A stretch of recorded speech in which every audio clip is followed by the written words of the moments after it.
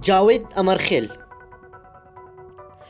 امرخیل د افغانستان یو تکړه مخکښ او د جینکو د خوښې سندرغاړی دی.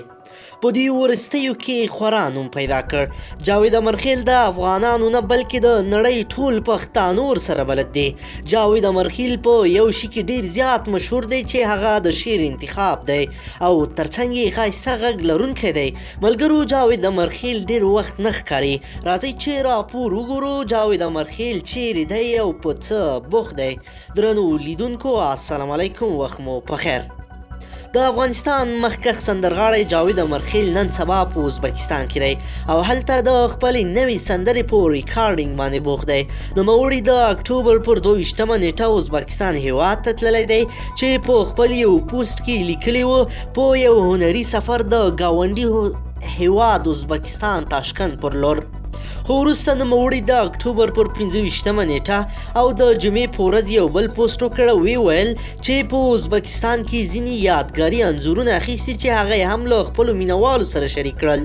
نوموړي په خپل پوسټ کې لیکي چې نن مو وروسته د جمعې له لمانځه د ملګرو سره څو یادګاري انځورونه واخیستل او دا ځل به ستاسې خدمت ته د ازبکستان له سټوډیوګانو نوې سندرې وړاندې کومه. هغه په دې تړاو نور معلومات نه دي ورکړي چې دا ځل یې نوې سندره د څه په اړه ده او شعر د چا دی او دا چې په ازبکستان کې به یوازې د سندرې آډیو ریکارډینګ کوي او ویډیو خو وایي چې خپله نوې سندره په ازبکستان کې جوړوي.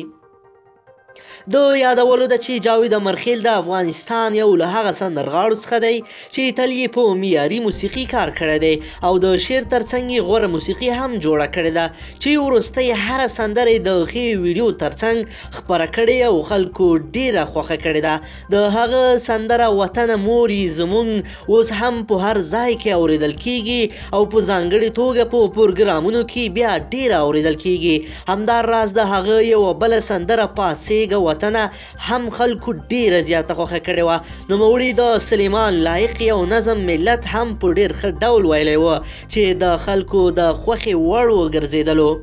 ملګرو، خپل نظرونه مو راسره شریک کړئ چې آیا جاوید امرخیل سره تاسو هم مینه لرئ او کومه سندره مو ډیره خوښیږي.